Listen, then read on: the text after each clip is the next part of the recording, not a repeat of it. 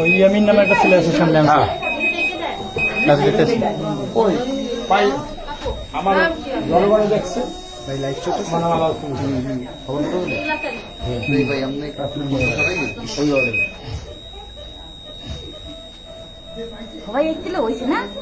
না আমার মনে একদিন বয়স হয়েছে অনেকদিন বসে কেমন করা মা? সবাই